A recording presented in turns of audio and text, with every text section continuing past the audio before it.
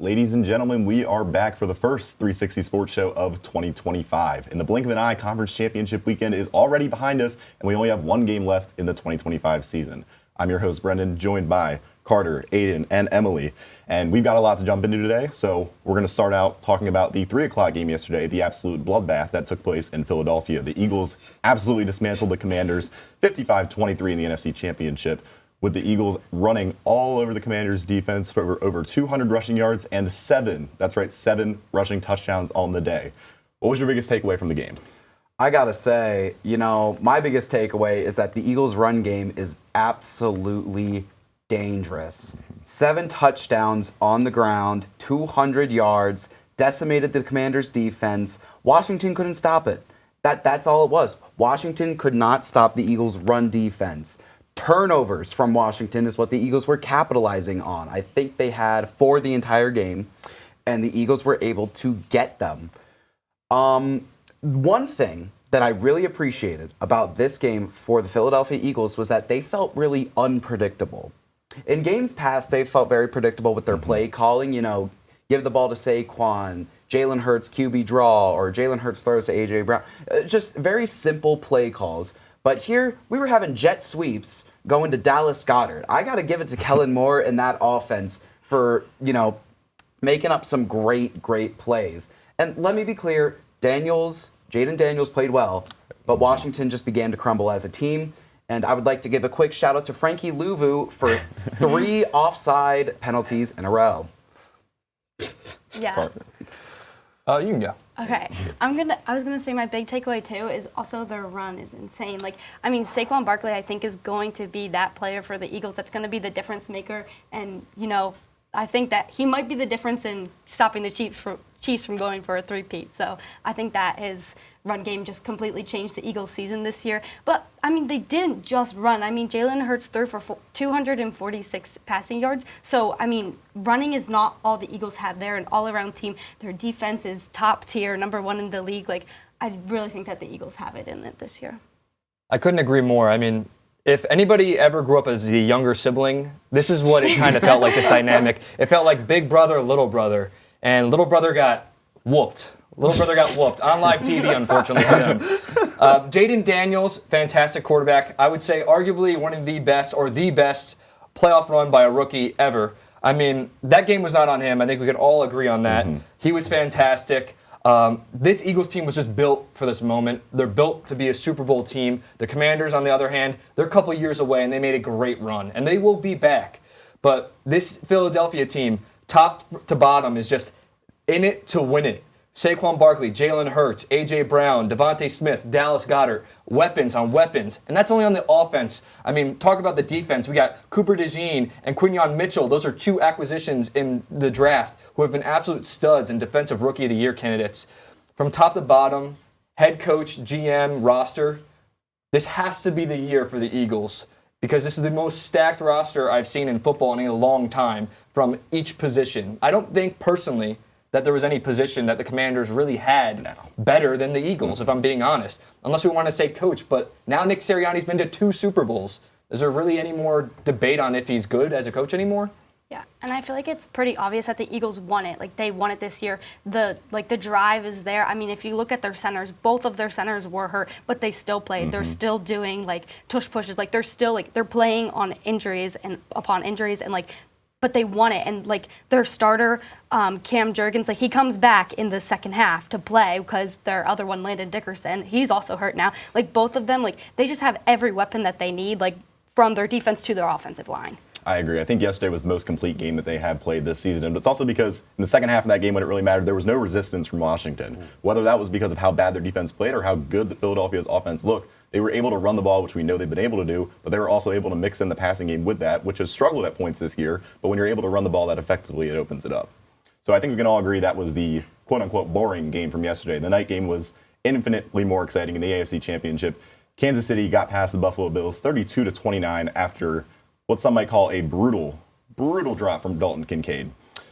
So, after seeing that game, do you think Mahomes and the Chiefs have what it takes to finish the job and get the elusive three-peat? And what does this say about the Buffalo Bills and Josh Allen? I do want to start on the Kincaid drop. You know, I was able to. I saw the game. I watched both games yesterday from top to bottom. That Kincaid drop was not an easy ball. Not at all. Kincaid is a very good tight end. Obviously, he plays in the National Football League. What do you expect? But when it comes to those balls that are right outside of your hands and you got to like go in to grab them, I mean, it's hard. It's hard to grab those balls, even if you're the Travis Kelce of the NFL. It's hard to get those balls. Was it a brutal drop? Absolutely. But the Bills should not have been there to begin with. I think what it would take for the Bills to get over the hump is just for them not to play the Chiefs in the playoffs. I think it's as simple as that. It's for the Chiefs to exit in the playoffs in a different time and for the Bills to play another team, whether that be the Ravens, the Bengals, or maybe another AFC contender at that point. What I took away from the Chiefs just chiefed.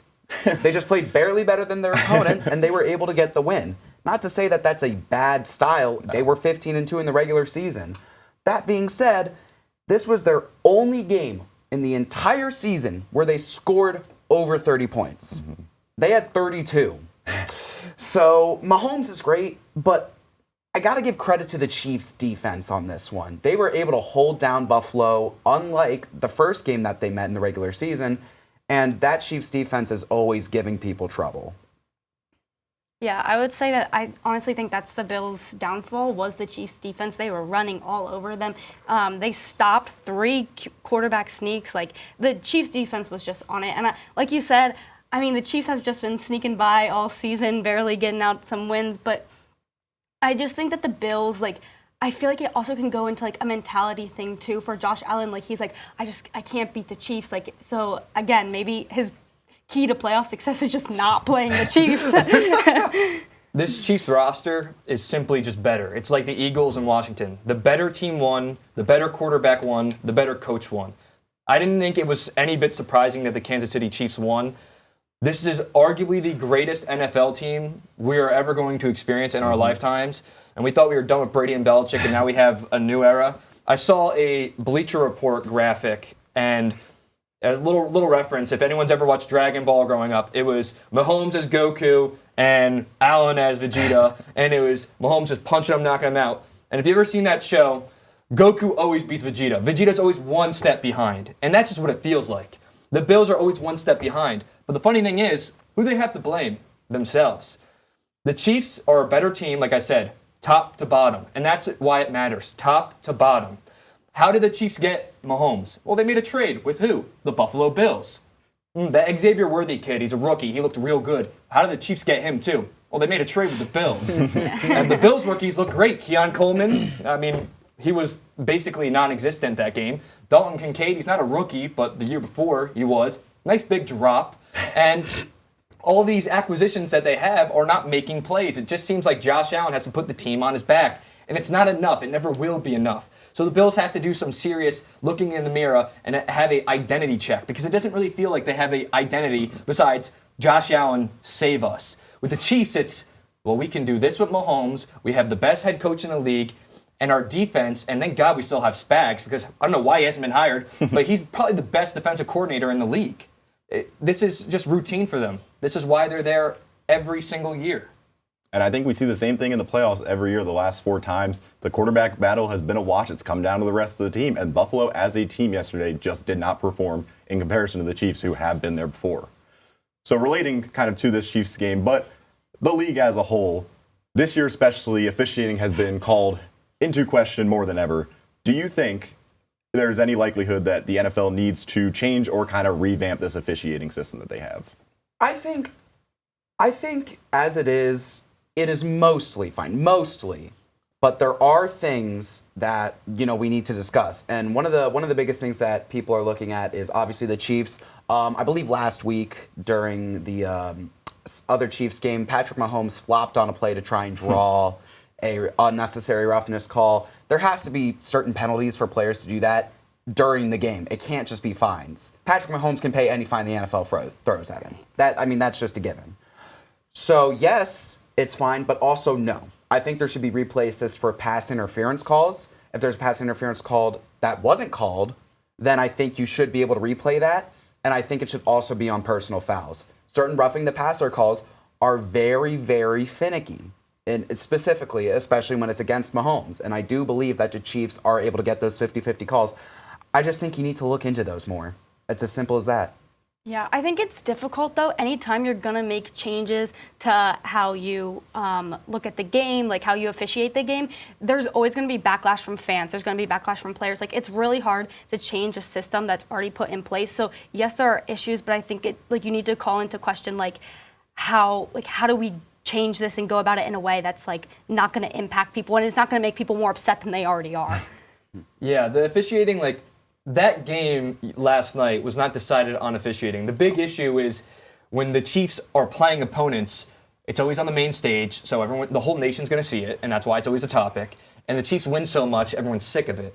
And that's just what we have to admit.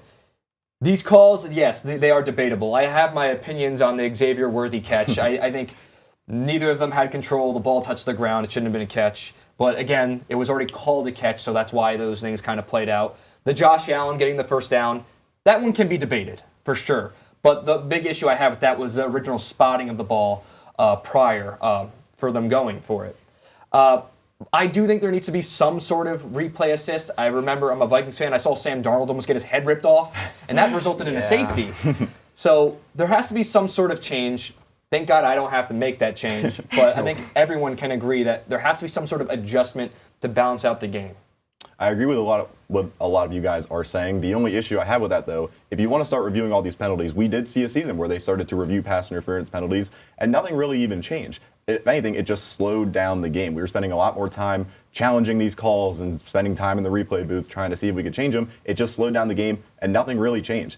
I don't think that this is really a problem. I think, like you said, everyone's sick and tired of seeing the Chiefs get these calls. They play more. They make it to the Super Bowl, it seems like, every year. They're going to play more games. They're always on national TV. You're going to see them play. You're going to scrutinize every call because a lot of people do not like the Chiefs. You're going to see all this stuff. And the one thing the Chiefs do that other teams don't, they capitalize when they maybe do get a break.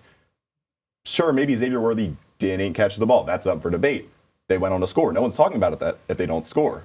They stop Josh Allen. They end up going down and scoring. No one talks about that if they go 3 and out and punt the ball. They take advantage of these opportunities. I really don't see what changes you can make to this refereeing system. Yeah. That's up for the debate. That's totally fair. I think maybe just some sort of change because it's so much of a conversation.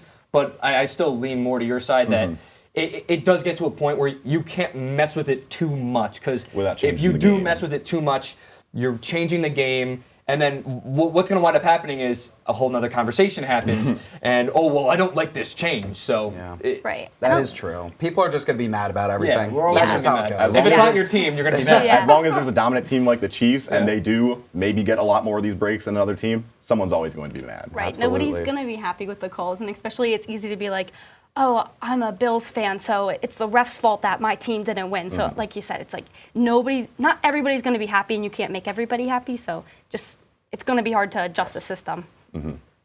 So we talked a lot about kind of the best players in these games, Saquon Barkley, Patrick Mahomes, Travis Kelce. So we're going to get into some of the unsung heroes of these conference championship games. So we're going to go up to the board, and each one of us is going to present a player or figure of these teams that was kind of unsung, maybe didn't show up in the box score, but was a key reason as to why these teams won. So Carter, if you want to start us off. These chairs is fun. It's fun getting out of that chair, yeah. So this is my pick. I have Frankie Louvu, and yes, the Commanders didn't win, and they got whooped, if we're being honest. But, big but, he was amazing. I think he had a great game. We all saw on TV that they almost awarded the Eagles a legitimate score because of him jumping offside. But do you blame him? He kind of had to. That's an unstoppable play. But besides that, he had 4 tackles and a sack. And he was just a game wrecker the entire game. I mean, his presence was felt on the field regardless, even though the score doesn't really show that. And I think Frankie Louvu, he's just an absolutely fantastic player. And he's such a great acquisition and player to have on the Commanders. A lot of teams would love to have a guy like that because although, again, like I said, we're joking around about Louvu jumping off sides, he wanted that. He wants it more. His presence is felt on the field. I know it resulted in a touchdown anyways, but I have big props to him and the entire Commanders nation. I mean, this is a team that's going to stick around, especially with leadership like that on the defensive side of the ball. So Frankie Louvu, although you didn't win, You're my hero, man. I think the biggest thing with him jumping off sides that many times, it just started to make me laugh at some point. Like him just kept hopping over the O-line. It just made me laugh. Even that's what he's going to be kind of known for in history with that game. But it did feel like he was all over the field at most points for a pretty uninspired Commanders team. I felt like I heard his name all the time on defense, even when it was before that little jumping over the line incident. But still. All over the field, even if he was on the offensive side. Exactly. So, Aiden. Looks like I'm up, and my pick is not Frankie Louvu. Sorry to disappoint everyone. He's still a hero for Sorry all to of us. disappoint the 5 Frankie Louvu fans in the world. My pick ended up being Nolan Smith Jr. for the Philadelphia Eagles. Now, Nolan Smith this season has really come into his own. He has been phenomenal at applying pressure to the QB. In this specific game against the Commanders, Nolan Smith had 4 tackles, 1 being a tackle for loss, a sack, and he was really good at being able to stop the run. He kept applying pressure to the QB. In the postseason, he currently has the most sacks and the most QB pressures at the moment. Nolan Smith has been a dog, just straight up dominant. And I can't give him enough credit for coming into his own under Vic Fangio and that amazing Eagles defense and being able to keep applying pressure and, fill the void that Hassan Reddick left after he left to go for the Jets. For maybe half the season because he held out. But Nolan Smith has really come into his own, and he's just been so dominant and so great. I'm excited to see what kind of player he turns into in the future. But he is my unsung hero for the conference championships. I think he's kind of the perfect embodiment of this Eagles team. They've got so many guys that can do so many things. Him and Jalen Carter are known as run stuffers, but they get to the quarterback better than anyone kind of seems like in the league right now. They're linebackers. They're great at stopping the run, and they're great in coverage. Their corners are great in coverage, and they can tackle. I mean, the Eagles have guys that can do everything, and he's the perfect example. I will say, my first show, we did an unsung hero segment when it was my first show, and I picked Zach Bond. And look where that comes Free out. agent acquisition. And That all of a is sudden, probably one of the defensive best free player of the agent year acquisitions of the year. Ever. Only behind Saquon Barkley. I think that's one of the best free agent signings ever. I mean, he's phenomenal. Literally, he's been great. It's been night and day with that linebacker core. I mean, he's amazing. Yeah, and if you look at it now, he's also up for the defensive player of the year. So look where he's at now. From special teams only to defensive player of the year. Right. He is so good. All right, Emily. Okay, so I'm also going to have to go with the Eagles. I like hearing that. Yes, of course. And my pick is going to be Will Shipley. And that's going to have to be because at the end of the second quarter, he forced a fumble for the Eagles that landed them on Washington's 24-yard line, which then resulted in a touchdown. He's behind Saquon Barkley, so we haven't seen much of him this season because obviously Saquon Barkley is the dominant running back. But in this game, he ran for 77 yards, and he also got his first career touchdown, which solidified the championship win over the Commanders. So he's going to have to be my unsung hero. No one was ready for defensive player Will Shipley to come out and get that fumble. And I'm so hyped for the kid. It's so awesome to see rookies go out there and make big plays, especially when they don't get a ton of playing time. Shipley is mainly a special teams guy because, they have Saquon Barkley and Kenneth Gainwell is running back too, so they don't put out Shipley there very often, but he is making the most of the time that he has on the field, and I can respect that heavily. And I did say many a times that the Commanders had 3 unforced turnovers. That was kind of fumbles that it was mostly their fault, but somebody has to force the turnovers, whether it's a big hulking middle linebacker or it is a special teams running back who's running into a kick returner to put your team in a great situation. Eagles had so many heroes, man. It's hard to keep track of them all. I'm not even blaming you guys. It's like their whole team. I agree. Their whole team is a hero. Everyone played a part. So I did not have an Eagle. I would say unfortunately, but I can't say that. I actually didn't have a player at all. It was Steve Spagnuolo, the defensive coordinator for the Kansas City Chiefs. How does a Kansas City team win 15 games only putting up 30 points? Never. Only in this game did they do it. They win it with a solid, disciplined, amazing defense led by this guy. Buffalo had some pretty sustained drives where they ran the ball on them, kind of wore out this Chiefs defense, but when it mattered most, Spags sent the most mind-twisting blitz I've ever seen on 4th down to pressure Josh Allen and force him into a forced throw that we can debate whether or not it was an actual drop. But it is a heck of a defensive call by Steve Spagnuolo. He is the reason that they win a lot of these games. The offense hasn't been this otherworldly figure that we've seen from them before, and I think he's going to be the key figure in this Super Bowl. You can talk about the quarterback matchup, the defensive matchup. It's the guy calling the plays. If he can send pressure on Jalen Hurts, which is where he struggled all season, I think he can be the reason that they win a Super Bowl. So while he did not take any snaps, he is my unsung hero for this conference championship weekend. I couldn't agree more. I mean, I wanted to do a coach as well. I was thinking about it. I was thinking of doing Nick Sirianni because he always gets so much flack for not being a great coach. But, I mean, I don't think you could give him flack anymore. He's been to 2 Super Bowls now, maybe win one. But, yeah, I was talking about Spags earlier, so that is, you hit the nail on the head with that one. I couldn't agree more with him. He is a NFL head coach just in that defensive coordinator role. Should have a job. We'll see. The Chiefs I think the Chiefs actually just keep paying him more and more, which is why he stays, hey, I respect it. Chase the bag, man. You know, if you're getting paid and you like your job, I wouldn't leave. Money isn't forever, but legacy is. So. That is true. That's that is true. Right. Good line. Go ahead. And I would definitely say that the Chiefs coaching staff has to be factored into their success. I mean, if you look at Andy Reid, come on, he's one of the best head coaches ever. I just think that between all their coaching staff and their players, that's why they're so successful. And I think it's going to be an underrated part of this Super Bowl we got coming up, the defensive coordinator matchup between Vic Fangio, who has the Eagles defense rolling, and Steve Spagnuolo, who has always been there. So now we spent a lot of time looking at these current teams, so we're going to take a look and we're going to play a little game. Some playoff legends. We're going to see a silhouette of them. We're going to get a couple hints about players who have been memorialized in playoff history, and we're going to try and guess who they are. So our first player, a little blurred out. 88th pick in the 2012 NFL draft, threw for 971 yards, 6 touchdowns in the 2017 playoffs. Ooh. I know that. I think I might know this guy. It's looking like a Nick Foles. I'm looking like I'm going to agree with you. That's Nick Foles. That's literally his build right there. That's him. It's a dark jersey. It might not be the Eagles jersey. It's going to be the Colts jersey, I think. Yeah, I think you're right. Yeah, Nick Foles. That's my guy. If you want to talk about a playoff legend for just what he did in one playoff. Former Seahawk and Jet. 209 receiving yards in the 2014 playoffs.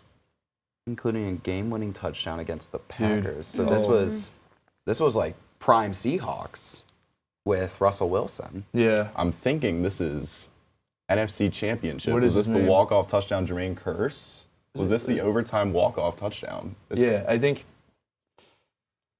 Ooh. This one's difficult. This one, the silhouette's not giving me too much. I'm trying to remember how old I was in 2014. I think that was the year of the Super Bowl 4, and I think that was the Malcolm Butler year. I think you're right. Yeah. I think the game before was the NFC This was the Championship. Malcolm Butler year? Went into overtime. Yeah. Walk-off touchdown, Jermaine Kearse. I'll go with that. Yeah. Another guess. Are we good with that guess? I'm good. The answer. There we go. Yeah. Nah, I'm going to be honest, I did not really know. I did not know what he looked like. Did not know what he looked like. I didn't know what he looked like without the helmet on. That's what a lot of these players you don't really recognize them without the helmet. All right. Next player. 7th round pick out of Rutgers. Oh, I know this. Is this? It's Pacheco. This is Pacheco. Yeah. That was last year. That was the easy one. Well, 2 years ago. It was 100% Pacheco. Yeah. I think Rutgers gave it away. I don't know why Pacheco went to Rutgers. Well, I know that was that just in the back of my head. I'm from Jersey, so I already knew who he was before the draft. When it said Rutgers 7th round pick, I'm like, I know who that is. Yeah. All right, we're done. All right, so we went a solid 3 for 3. That's not too bad. Jermaine Kearse. That Jermaine Kearse call was in your bag for that. That was good. That was a good call. Got in the double. So, obviously, we had this one last game to end the season, but we have an awards show before that. We've got some players that are up for awards. The ballots came out for our MVP, offensive player, defensive player, all of these awards that are coming up. So, based on these finalists, is there anything that really jumped out to you or a prediction that you have for one of these? To me, nothing really jumped out as anything too absurd. You know, you got the normal, the usual suspects, as you will. I think people tried. I think I saw a couple of people try and be like, "Hey, why is Patrick Mahomes not MVP?" He didn't have an MVP caliber season. He was 15-2. Let me be clear. He did not have an MVP caliber season. He kept winning games. He did not have an MVP caliber season. So, my predictions for this are as follows. I think MVP is going to be Josh Allen for the reason I think Lamar has had a better season at quarterback, but I think it's going to be voter fatigue. The Joel Embiid treatment. Yep. Yeah, I think it's going to be voter fatigue that gets Lamar out of there. But I will say, I also think Saquon deserves it heavily. And I think Saquon does have a chance. It's not a big chance. Never zero. It's one of the best shots we've probably seen from a running back in a absolutely. very long time. I mean, the last time a running back won was in 2012, so he has a chance. And he's really he's like one of the best running backs, if not the best running back in the league right now. So I think he definitely has a chance, but it's going to be a quarterback. Yeah. So I think Offensive Player of the Year then will go to Saquon Barkley. But if Saquon does get the MVP, I think it'll be Joe Burrow. Because Joe Burrow has had a really great season with the Bengals, even though they missed the playoffs, and I think they're going to try and recognize him in some way. Next, Defensive Player of the Year, I think it's going to be a toss-up between Trey Hendrickson and Zach Bond. Both have been great players. Trey Hendrickson leads the league in sacks. Zach Bond has gotten so many good tackles for the Eagles, has been very dominant at his linebacker position. Offensive Rookie of the Year is Jaden Daniels. There's not really a debate for that. Brock Bowers should be recognized. He should get his flowers. Great rookie season for a tight end. Great tight end season. Is there no debate? Is there no debate? You're looking at me like there should be a debate. I've got a take coming up. Go ahead. Okay, I can't wait to hear that take. Thank you. I have a take coming up. A Defensive Rookie of the Year I have between Jared Verse and Quinyon Mitchell. I think it's another toss-up. Both dominant at their positions while being a rookie. Comeback Player of the Year to Sam Darnold.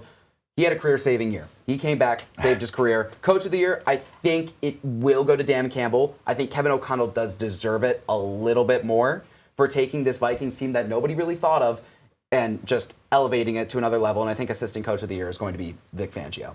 I want to say, my gripe with MVP, not Josh Allen. Jared Goff should not have been on it. No offense to Jared Goff. I agree. I think Pat Mahomes should have been over Goff. Not saying Mahomes should have won it. 15 and 2. You know how hard it is to win 15 football games? Especially when he only played 16. He did not play in that last game. So he lost a single game to Josh Allen, in which he wound up avenging that loss. I know it doesn't, play into that factor. All I'm saying is that Pat Mahomes should have been in it. He should have been in the conversation over Goff. I know Goff had a great year, but let's be real here. If we're like, we all know Mahomes is a better player than Goff. Well, how do you think Mahomes would have did if we swap roles here? Mahomes is throwing to who? Rashee Rice tore his ACL. Pacheco was out for a while, so it was Kareem Hunt. Travis Kelce, took a step back, and now it's DeAndre Hopkins who took a step back. Marquise Brown, who missed basically the entire year. And Juju Smith-Schuster, give Goff that. And then give Mahomes Amon-Ra, Jamison Williams, Sam Laporta, and the best offensive line in the entire National Football League, arguably. As I said arguably, because I know you Eagles fans believe that. So I think Mahomes should have been in it. Offensive Player of the Year, Joe Burrow. He was absolutely fantastic. It was like video game numbers with him. But again, it's either Joe Burrow or Saquon, in my opinion. But if I had to pick MVP, I think it should be Lamar. I think it'll go to Allen. Offensive Player of the Year, I think it'll go to Joe Burrow. Defensive Player of the Year, I think Pat Surtain's a lock. He's the best defensive player in the entire National Football League. He locks up your favorite receiver, and you just don't want to admit that, and it's the truth. Finalist for AP Offensive Rookie of the Year should be Brock Bowers. He is not only the best rookie, he's the best tight end in the National Football League. And he was first-team All-Pro. I know that's what you wanted to say, too. So we can do this together. Absolutely. He's first-team All-Pro. Say something with me here. If we're looking at Rookies of the Year, we're not looking at Most Valuable Rookie of the Year, then there wouldn't be a vote. It would be Jaden Daniels. We are looking at the best rookie on both sides of the ball. That's where I think on defense we have a conversation because you got to take into account positional value. But Brock Bowers didn't just have the best season of a tight end. He didn't just have probably the best rookie tight end season of all time. He might have had the best tight end season in the league. I think him getting snubbed out of that award for a quarterback, don't get me wrong, he very much led his team. He very much had a great season. But I think he had a better playoff run than he did a regular season. I think you got to look at the player, not the impact on the team. Yeah, I'm going to have to be a little bit biased here and say that Offensive Player of the Year should go to Joe Burrow. I love Saquon Barkley, and I think that he has had a record-breaking season, an amazing season. But Joe Burrow, the stats that he put up with the team that he has, I feel like there's no debate. He just has to have it. I get that Saquon Barkley's had a great year, but I just think that overall Joe Burrow's, I don't know, he's unmatched. There's only been 9 opinion. times where a running back has had 2,000 rushing yards in the regular season. I'm just going to throw that one out there. I think it's hard for a quarterback to win Offensive Player of the Year. I think it's going to go to Barkley because of the history, but I do want to say it's a shame Jamar Chase probably will not get a single award. How many Triple Crown winners do you get in the league that aren't going to get recognized? That is true. I think Jamar Chase is getting a little snubbed here. Well, that's why people are arguing, should there be positional awards? But I don't agree with that because first team All-Pro is essentially your award. That's Jamar Chase did get that. But I do feel bad that he's not going home with any hardware. Yeah. As Bills fans know, can't always get what you want. That is all the time we have for today's Especially show. true. Please tune in tomorrow for the college football show. That is all we have for you at 360 Sports. To all of us here, good night.